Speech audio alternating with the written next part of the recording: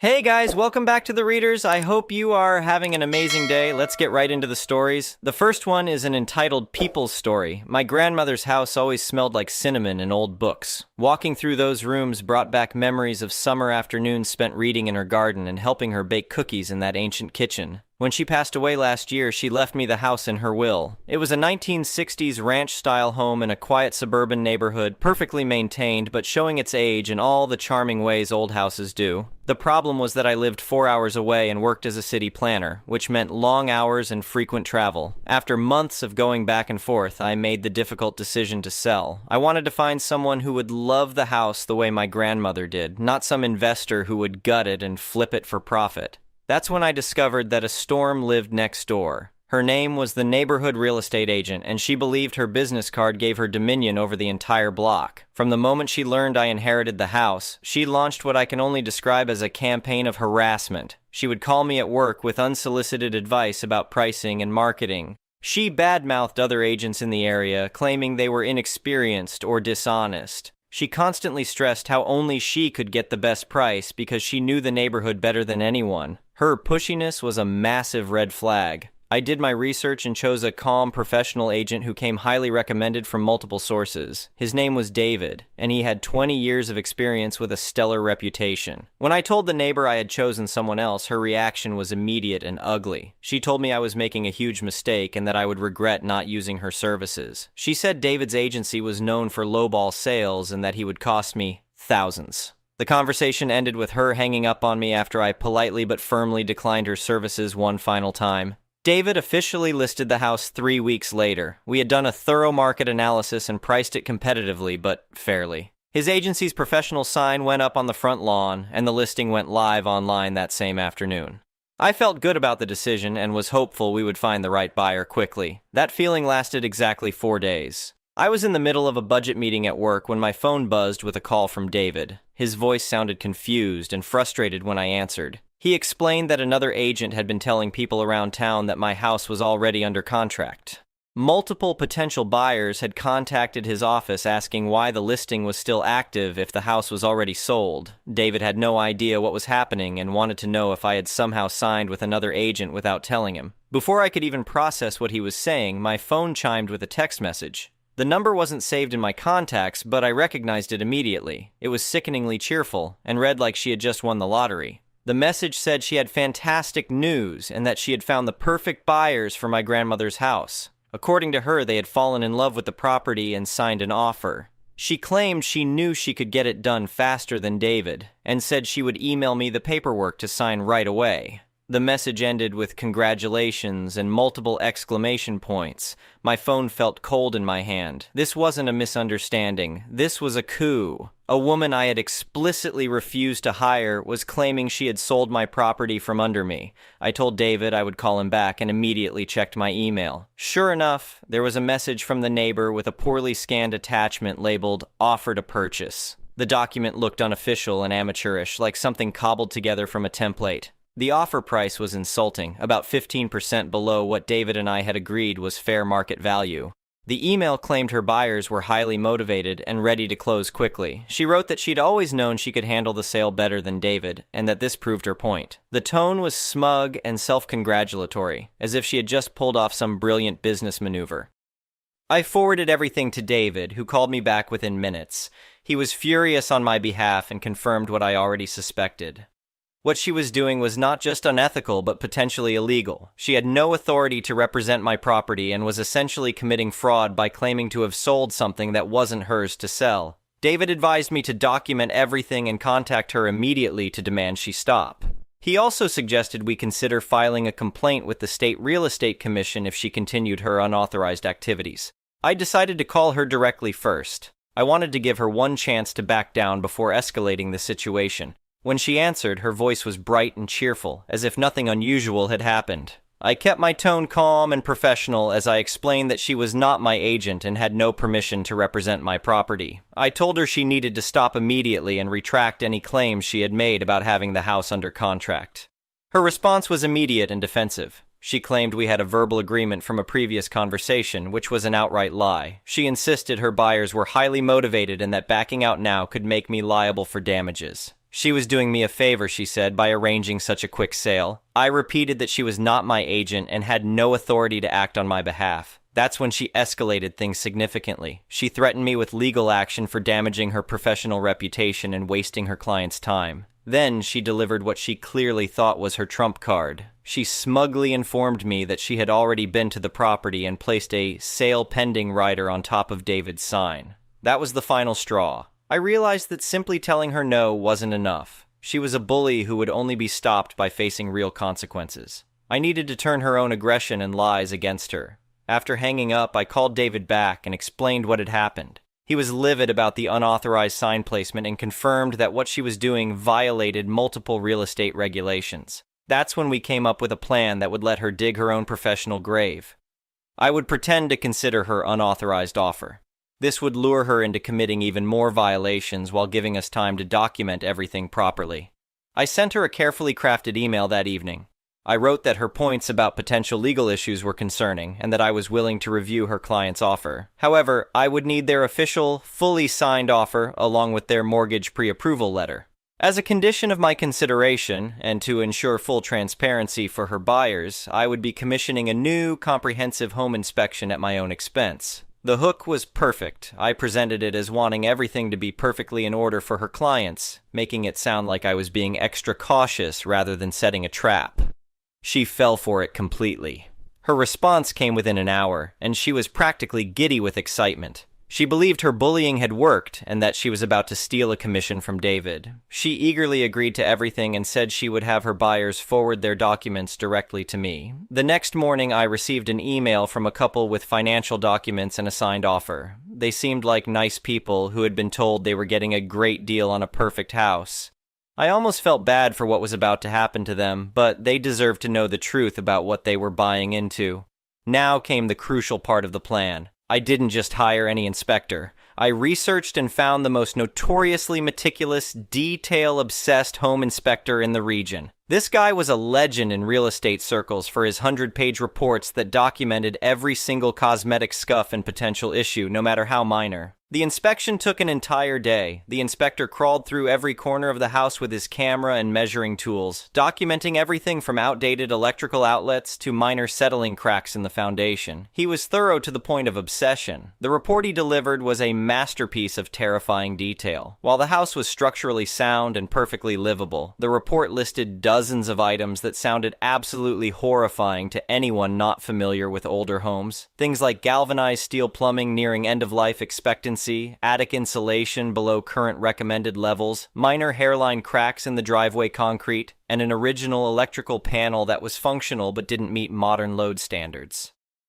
Each item was described in technical language that made normal wear and tear sound like major safety hazards. The inspector even included photos of every issue, no matter how cosmetic. Next, I assembled what I called a Welcome to the Neighborhood packet for the buyers. It contained the entire unabridged inspection report with the scariest sounding parts highlighted in yellow. I also included printed copies of current city codes for electrical and plumbing work, making it look like immediate upgrades would be required. Then I got quotes from 3 different contractors to address all the issues mentioned in the report. I specifically asked for estimates to bring everything up to current code standards, which resulted in wildly expensive numbers for work that wasn't actually necessary. The centerpiece was a cheerful, disingenuous cover letter that I crafted very carefully. I wrote about how delighted I was that they were interested in my grandmother's home and mentioned how persistent their agent had been in arranging this sale.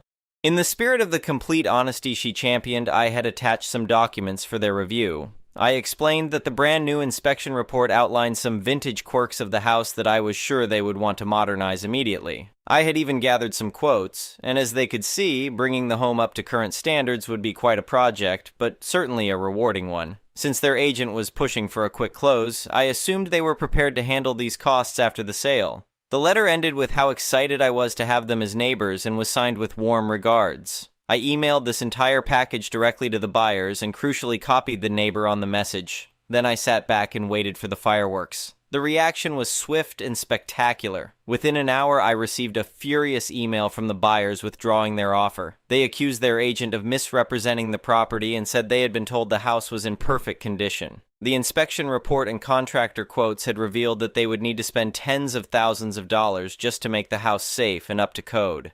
They demanded to know why their agent hadn't disclosed any of these issues and said they felt deliberately misled about the true condition of the property. The email was copied to the neighbor, so she received the same scathing message I did. My phone rang 20 minutes later. When I answered, the neighbor was absolutely unhinged. She was screaming, crying, and threatening all at the same time. I calmly put the phone on speaker and started recording the entire tirade. In her rage, she incriminated herself completely. She yelled about how she had told the buyers the house was perfect and that I had set her up deliberately. She said she had worked hard for that commission and that my crooked inspector had ruined everything. She accused me of sabotaging her business and threatened to sue me for damages. I waited for her to finish her rant before responding calmly that I was just being transparent with potential buyers, something I was sure the State Real Estate Commission would encourage. I also mentioned that recording phone calls was legal in our state and that I had documented our entire conversation. The line went dead immediately. Over the next few days, David and I compiled everything into a comprehensive package. We had her initial texts and emails claiming to have sold my house, the fraudulent offer she had submitted, photos of her unauthorized sale pending sign placed on David's official listing sign, the angry email from her buyers withdrawing their offer, and the audio recording of her confession-filled rant. We submitted this entire package as a formal ethics complaint to the State Real Estate Commission. The complaint outlined how she had fraudulently claimed to represent my property, submitted unauthorized offers, misrepresented the condition of the house to buyers, and placed unauthorized signage on the property. The commission launched a full investigation within 2 weeks. During the investigation, it came out that this wasn't her first offense.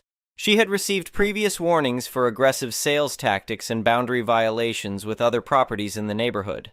The final ruling came down 4 months later. Her real estate license was suspended for 2 years, and she was hit with a substantial fine. She was also required to take additional ethics training before she could reapply for licensure. Her reputation in the local real estate community was completely destroyed. A few months after the ruling, I noticed a for sale sign from another agency appear on her lawn. Apparently, the legal fees and lost income from her suspension had forced her to sell her own house. Meanwhile, David's professional marketing had attracted several interested buyers. We chose a wonderful young family who received the same detailed inspection report, but were unfazed by the minor issues common in older homes. They understood that the house had character and charm that came with its age. They offered $25,000 over our asking price and closed without a single problem. The sale was smooth and respectful, exactly what I had hoped for when I decided to sell my grandmother's house. The new owners sent me photos after they moved in, showing how they had decorated the rooms while preserving the original character of the house. They even kept my grandmother's garden and promised to maintain it with the same care she had shown. Looking back on the whole experience, I didn't set out to ruin someone's career. I was pushed into a corner by pure greed and entitlement. When someone tries to steal what isn't theirs and lie to innocent people in the process, sometimes the only way to stop them is to let them hang themselves with their own rope. The neighbor learned a hard lesson about property law that day. You can't sell what isn't yours, no matter how much you want the commission. She tried to steal a sale from my actual agent and ended up forfeiting her entire career. I sold my grandmother's house to a family who truly loves it, and the only thing the neighbor managed to sell was her own home to pay for her legal troubles. Some people might call it revenge, but I prefer to think of it as a fully executed contract on karma. The best part is knowing that my grandmother would have approved. She always taught me to stand up to bullies and that the truth has a way of coming out in the end. She would have gotten a kick out of seeing someone who tried to take advantage of her family getting their comeuppance through their own greed and dishonesty. In the end, justice was served. The right family got the house, and I learned that sometimes the most effective response to aggression is to give people exactly what they're asking for. The neighbor asked for transparency and full disclosure, and that's exactly what she got. She just didn't expect it to be used against her. The house sale closed on a beautiful spring day, exactly 1 year after my grandmother had passed away.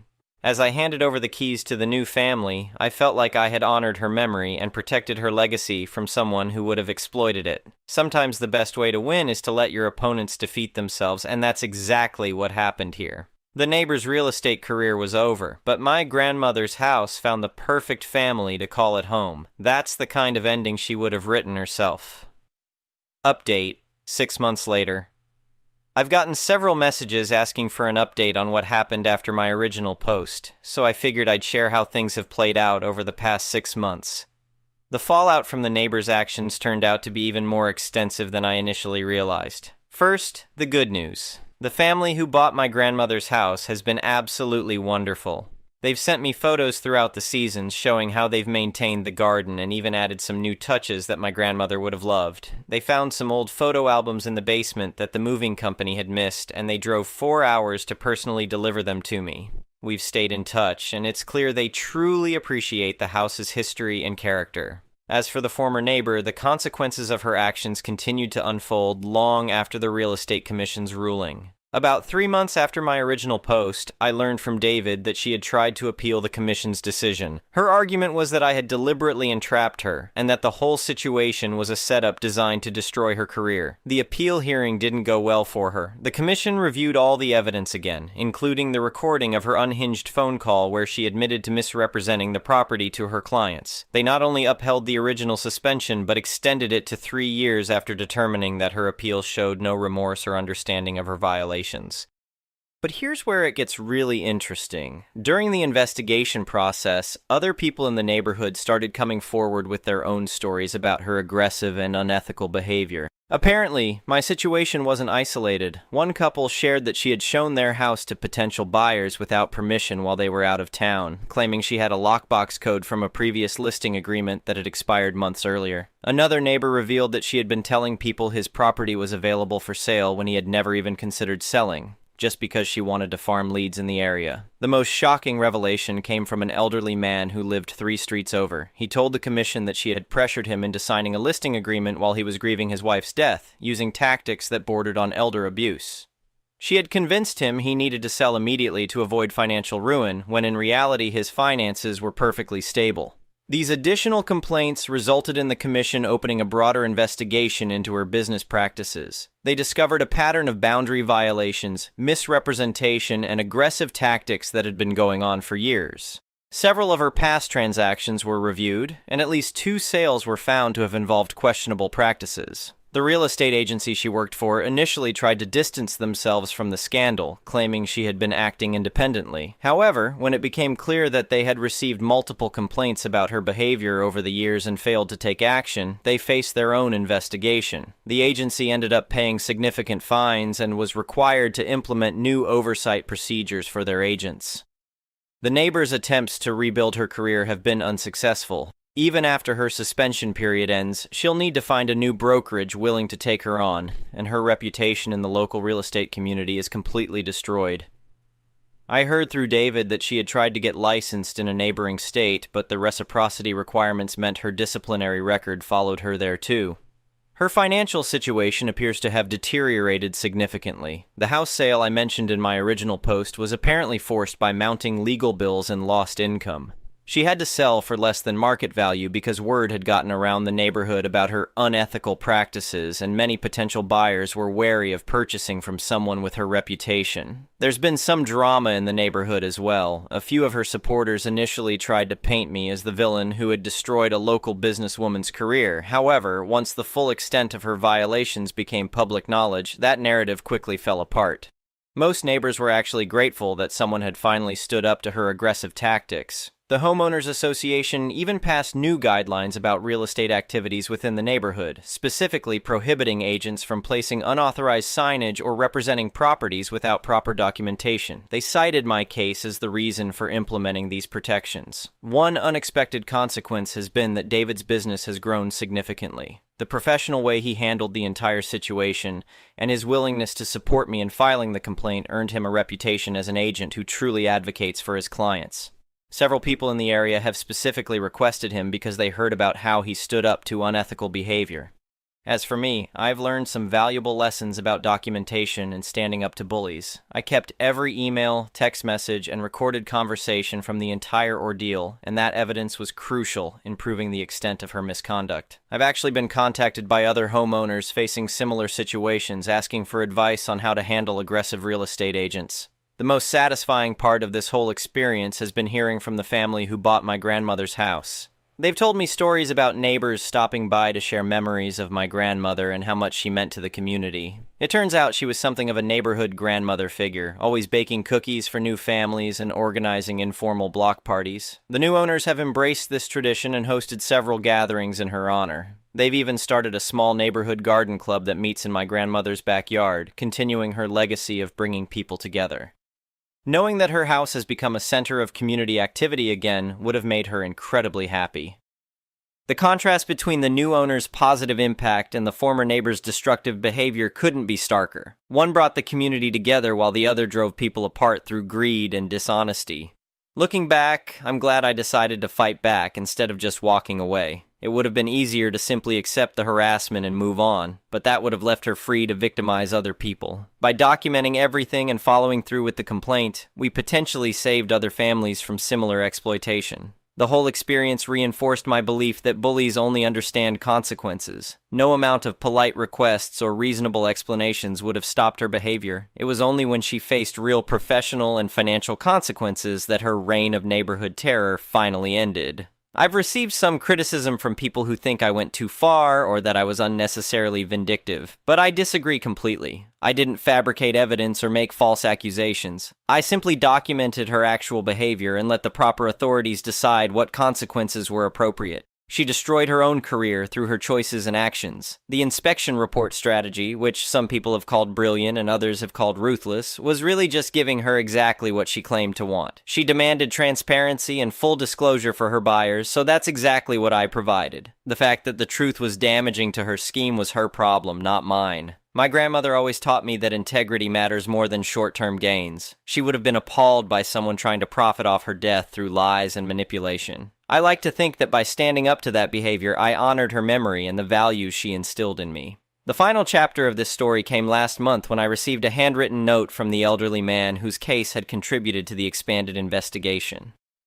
He thanked me for having the courage to file the complaint and said that my actions had given him the confidence to speak up about his own experience. He wrote that he felt like justice had finally been served and that his late wife would have been proud of how the community had come together to stop predatory behavior.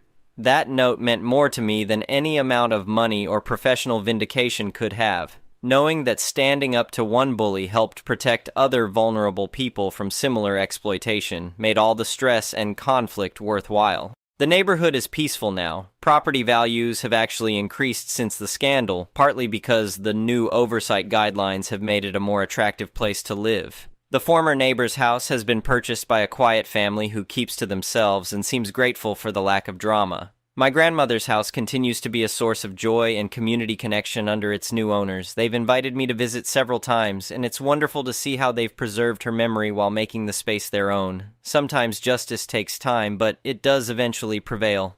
The neighbor learned that you can't build a career on lies and intimidation indefinitely. Eventually, the truth catches up with everyone, and the consequences match the actions. I'm grateful that I had the resources and support to fight back effectively. Not everyone facing similar situations has access to good legal advice or the ability to document everything properly. That's why I've tried to share my experience with others who might be dealing with comparable problems. The key lessons from this whole ordeal are simple but important. Document everything, know your rights, don't let bullies intimidate you into silence, and trust that the truth will ultimately prevail if you're persistent enough to see the process through. My grandmother would have been proud of how this all turned out. She always said that good people should stick together and help each other against those who try to take advantage. That's exactly what happened here, and her house found its way to a family that embodies those same values.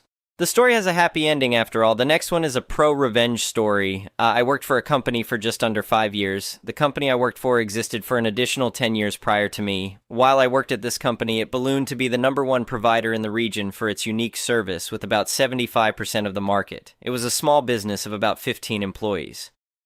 I loved my job, and the skills I learned while working there were quite valuable. I loved my team and the clients we provided services for. My twice-yearly reviews with the owner were always 10/10, with no recommendations for improvement. I was exceptional at my job in every way. I handled company operations, HR, payroll, customer service, marketing, employee management, schedules, employee and client training, and many other things at this company. I was also able to step in and do any of my teammates' jobs if they were out sick or on vacation. The owner of the company was giving out a bonus late summer last year, and mine, while being more than previous years, was notably less than my teammates. I asked owner, are the bonuses related to performance, and if so, what could I have done to earn more? Owner replied, the bonuses are not performance related, you are just more replaceable than the others. Oh, okay, I replied, and I proceeded to process each of the bonuses, then went to lunch. I called my spouse to gain wisdom and advice. I was pretty lit, but didn't want to make a rash decision. My spouse is very intelligent, and while they are not a fortune teller, they have an ability to foresee various responses and all the potential outcomes. They are business-wise and have been on the executive team of a large company for the past 21 years, while also serving on several community boards and business advisory boards. We decided together to continue forward with our scheduled vacation and use the time away to calm our minds, relax, have fun, and to also determine the best course of action for me. We were leaving after working one more day, so I worked like all was normal the rest of the day and the following day, then left on vacation. While away, we discussed several scenarios, the potential outcomes, consulted with a business advisor and a business attorney. With all the advice I received, I determined that upon my return from vacation, I would resign from my role with a 2-week notice. However, in a fit of rage, I was immediately terminated by owner, which was one of the scenarios we thought would happen, so I was prepared for owner's poor reaction. During the next couple weeks, I created and opened a competing business offering similar services. However, I offered more customizable options with higher quality service and results. I knew our clients wanted these options and had proposed said options several times at old workplace, but was never green-lighted to implement the changes for no reason other than owner didn't come up with the idea, so it was a stupid idea. I also maintained communications with a few people from my old team. My old team did not relay the day-to-day happenings at my previous workplace, and I never asked about the company. However, they would vent to me on occasion. I would listen without comment. I knew service, quality, and the work environment in general suffered since my departure. Morale went down and clients were less satisfied. I also read the Google and Facebook reviews for old company. Yikes. Additionally, 2 full-time and 1 part-time persons were hired to fill my role, and a portion of my responsibilities, like HR and payroll, were filled by outside companies. I quickly built up my business, and within 3 months was able to hire several of my old teammates. They were able to jump in on day 1 with minimal training, as they were the best employees at my old workplace.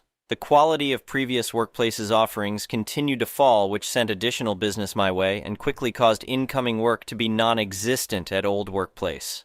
My old workplace went from being the #1 provider of unique service in the region to nothing in a matter of months. My previous employer is now searching for gainful employment. I know this because over the weekend, owner applied for a position at my spouse's company. Side note, I think my spouse's company should bring my previous employer in for an interview, but when they arrive, surprise, I'm the interviewer and all I say is, how replaceable am I now? My spouse, rightfully so, has said, no. Moral of the story, don't tell your employees they are replaceable because they might create a competing business that is better than yours, while taking your best employees and your clients, which will leave you with no business to sell. Owner's whole retirement plan was to sell business, and starting all over by searching for employment under someone else. Looks like your company was replaceable, not me. The next one is a MaliciousCompliance story. Background. I was on a family phone plan with my folks well into my adult years. My dad liked to take the lion's share of the data plan and would send out a passive-aggressive oink oink goes the pig if anyone but him was using too much data. The rest of us had to connect to Wi-Fi whenever possible. We all had better had a good reason if we got close to using up a quarter of the shared data plan. 4 people on the plan and split 4 ways, but he liked to take his half out of the middle. The 4 of us paid into the plan each month, and in theory it was cheaper than an individual plan. Story. For a birthday, he announced that I was getting kicked off the family plan because I needed to be a man, or some other grown-up nonsense. I think he may have mentioned something about how he hated that my grown relatives were doing something similar and needed to grow up. The details are fuzzy, but this wasn't the first time, nor the last, that B would announce unpleasant things at birthdays and holiday family gatherings, so I took it in stride and switched to an independent phone plan. I got the cheapest, most basic data plan, and it ended up being comparable to what I was paying into the family plan. I also realized just how little I actually use my data, and the plan was actually fairly comfortable for my needs, so I stuck with it. Fallout. A year later, he brings up the idea of getting me back into the family plan because getting me off the plane ended up not only costing the individual more money per person, the phone carrier also had a deal going on where the more people connected to one plan, the less expensive per person the overall plan would be. Some sort of wholesale or group discount or another. I told him that I was perfectly happy with my independent phone plan paying my own rate.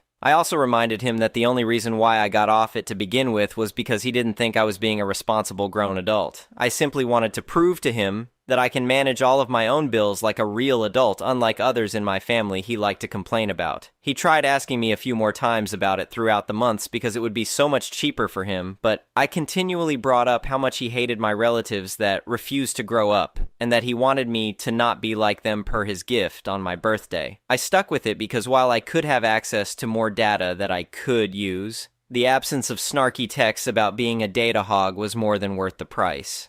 The next one is an entitled people story. This all started because earlier this year I bought a hoopity for a car and was driving around unsafely for a while until about May my grandma had reached out to me and offered to take from my predetermined inheritance amount to buy me a better and more functioning car. The hoopity would break down every paycheck and I wasn't able to get ahead at all. At first I was hesitant as my grandma has always been known to retract her gifts, but seeing as though I was going deeper into the debt hole and she made it seem like I was buying it from my predetermined fund, I accepted it, and she lent me the money out of that account. I was grateful and thanked her. Through the full process I went and picked the car up, had it put in my name, etc. The car has been great and no complaints. Halfway into June, she brought up the topic of the car, and when I was going to pay her back, for reference, it was about $20,000, I said I didn't know she wanted me to pay her back, but I would, and she asked the payments to start this August. I agreed to $200 a month starting August, while also maintaining $669 insurance a month for full coverage insurance. She asked me to keep on the car. I have had no problems doing so, as I'm grateful to not have to worry about if my car will start this time or not. So, continuing on to, about 3 weeks ago, my friend and I were, I guess, playing car tag. He was following me through a neighborhood and he thought I was going the wrong way. I had my blinker on and was committed to a turn. He decided to overtake me and blast right into the front end of my car. I wasn't mad. I understand accidents happen. I figured calling my grandma to let her know the car was hit and would be in the shop. $2,000 in repairs, which I was willing to pay for myself. A pin was snapped on my axle or something like that, I'm not too sure. But my grandma had a very nasty reaction to it. Rightfully so. But fast forward to, now my car is getting out of the shop today, and she has expressed that she doesn't want me driving the car anymore because she thinks I'm not responsible enough to have my own car. I was confused and taken back by her statement because my accident wasn't entirely my fault. She then proceeds to say I never even attempted to pay her back. I was again confused because I've been saving up for my August payments to start. I pointed out she said I had until August to start paying, and she then responded with, I would like the car back, I will pay for the title transfer. I told her I wasn't interested in giving the car back after I just paid for the repair and am stuck paying the insurance until next year. I'm not sure if I'm in the wrong considering yes, I did get into an accident, but she led me to believe I had paid for it out of my inheritance and would pay it back this August. I'm not sure if I'm overreacting, but I'm confused and would like unbiased opinions, please.